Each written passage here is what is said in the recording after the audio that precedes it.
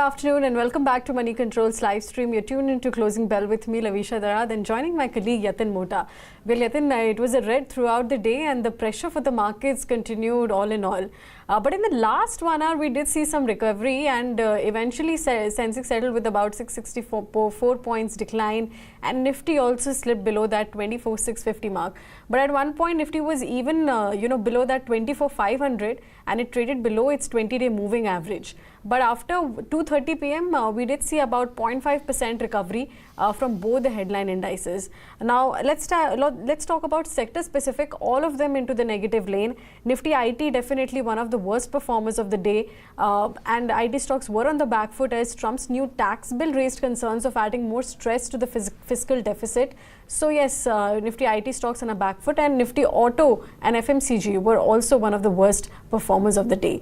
Yatin, it was a risk-off sentiment across the globe, but experts do believe that this could be short-lived despite what the bond markets have been suggesting. Yes, I think now in terms of news flows from the globe, I think there is no incremental positive or negative surprise in the market, Lovisha. It's a general bond yield here and there, commodity price here and there. This is a normal part of market volatility. In terms of news flows, neither Trump has something new to say, neither we have the Federal Reserve which is doing any action, or there are some updates coming in there. So I think the global news flow is something which is broadly known to the markets. But yes, today's market was quite volatile. In fact, we dipped over 300 points intraday. However, we closed nearly 200 points lower on the Nifty. However, 24,600 is the key support zone. Let's see how the markets really take this as a key support zone moving forward. Advanced decline ratio almost 2:3, so not bad, but not great as well. Stocks continue to remain quite stock specific. Defense stocks are moving, result reactions are there. So all in all, the markets now clearly focusing on earnings as well as corporate growth. Earnings and corporate growth, that's what where will be. But coming to the top gainers and losers on the Nifty 50 front, top gainer, that was your IndusInd Bank. It did recover from its day's low. Earlier in the early trades, we saw that the IndusInd Bank did react to its Q4 results, and it was one of the top Nifty 50 losers. But right now, it did see recovery and it settled with about 2% gains. Bajaj Auto with about 0.5% gains. Bharti Airtel, JSW Steel, Hero Motorcorp, all of them seeing mild gains on the Nifty 50 gainers list. On the other hand, on the contrary, we can see ONGC not reacting positively to its Q4 results with about 2.8% cut. M&M also seeing a cut of about 2.5%. Some of the IT stocks, like I was mentioning, did see a back foot today. So the likes of Tech Mahindra, Wipro, all of them seeing a cut of about 1 to 2% each.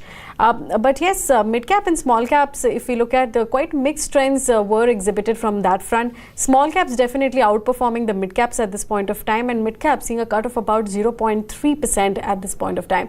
But Yatin, what are you gathering from the broader end of the markets?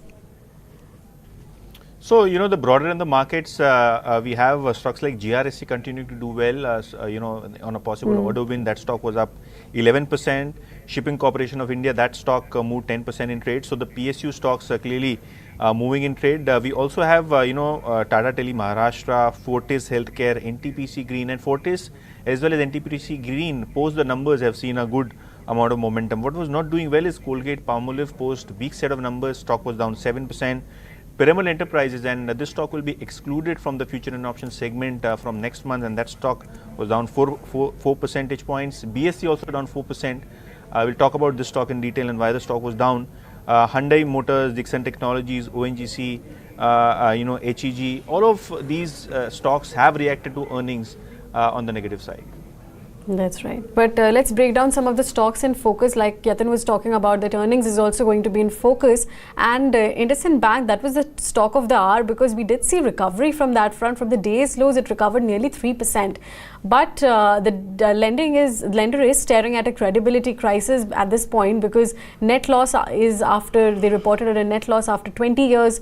2 senior level management exits, suspected employee fraud, and unclear FY26 guidance. So lots of troubles for the lender. And let's quickly grasp what the brokerages have been saying after the chairman addressed yesterday's con call. And he said that they are in advanced stages of submitting a new CEO name by the end of June. So we'll watch out on those developments. Now, what brokerages are saying, UBS has shared a sell call on the counter and even predicted another 9% downside from today's low. UBS said that a lack of strategic direction, lower balance sheet growth, uncertainty on margins is expected to drive re-rating for the stock. HSBC also downgraded the counter to a reduced rating and said that the lender has been pushed back to a pre-2009 era and there is no clarity yet on the rebuilding process. And if you look at other brokerage like Nuvama, that also maintained a reduced recommendation and cut a target price of about 600 rupees per share. And they believe that the visibility for FY26 is quite low because it is unclear as to what will happen to retail deposits after disclosures have been made on repeated discrepancies. Yet then the stock was one of the top losers last year, and so far it has already fallen about 20%. And the major hurdle for the company will be to regain not only the investors' faith going ahead, but to rebuild its corporate loan portfolio. Absolutely. But Lovisha, the company now trades at less than 25% of the book value, which is almost 0.7, 0.8 times book. Today the stock opened gap down almost 10%, but recovered from the day's low, fully recovered. The kind of recovery that we saw in IndusInd Bank was phenomenal. And why? Probably on the valuation front, or probably the markets believe that the worst is over, because if you look at the derivative loss, that was close to 2,000 crores. Over and above that, we have taken hit of nearly 2,400 crores on the microfinance business. So nearly 6% of their net worth is eroded, and they started with 2% erosion in net worth estimate. So I think the stock is now pricing in the worst, and with the recovery intraday that we saw, clearly shows that now markets will focus on the new incoming CEO. All right. Let's move on to another stock in focus. That was your Indigo. It settled with about 0.5% gains. It did see some pressure during the early trade, but it rebounded nearly 3% from its day's low. Now, the airline operator did deliver quite a stellar performance, highest ever consolidated net profit for the fourth quarter, and even revenue grew in double digits. Operationally too, the company saw good performance, and it saw that the margins expanded sharply by about 660 basis points. Now, what the brokerages are saying, coming to that, Morgan Stanley has shared an overweight rating and they have raised the target price. Why they have raised the target price? Because they believe that the consolidation in the industry, expansion in the international routes, and favorable fuel prices can boost the stock's valuations. On the other hand, Jefferies have also shared a buy rating and they have raised the target price to about 6,300 rupees per share, and they've also increased the FY26 EPS estimates by 6%, factoring in the lower crude prices. Meanwhile, Citi has also maintained a buy call on the counter. Yatin, management did share a low double-digit ask guidance for FY26, so that could have hurt the investor sentiment earlier in the trade. But then again, the stock flew and then it rebounded from about 3% from the day's low. Yes, clearly, Indigo, I think Q4 was a Kumbh Mela quarter, phenomenal earnings. Outlook also remains good, with crude oil prices. If it stays here, I think the affordability and the costs both would be having a positive impact on demand. So no complaints when it comes to the fourth quarter earnings for Indigo. But Lovisha, moving from Indigo to BSE, and that stock was down nearly 5% intraday after a CNBC TV18 report suggested that NSE has written to SEBI with regards to the FNO expiry day, which it wants to be at Tuesday. Now remember, NSE's future and option contract weekly and monthly expire on Thursday of each week and each month respectively. And if this move happens wherein BSE's Tuesday is given to NSE and NSE's Thursday is given to BSE, then BSE is most likely to lose volume according to analysts to the tune of 10 to 20%. Now obviously that impacts earnings, but when we spoke to the SEBI chairperson who was earlier in one of the conferences in Delhi, he said that the circular with regards to the expiry day allotted to exchanges along with the changes in the FNO consultation paper ingredients would be available anytime in the next 1 week or so. So before the month end, SEBI will issue a circular with this regards, and if there are any changes with the expiry day between the two exchanges, which means that if NSE gets Tuesday, BSE gets Thursday, that could be an adverse impact on BSE according to analysts, and hence ahead of that crucial circular release, the stock of BSE was down nearly 5% in trade. That's right. We can see the sentimental reaction also playing out. But let's move on to another stock in focus. That was your Colgate, because the stock did fell nearly 6% or so after the company reported a decline in its top line and bottom line performance.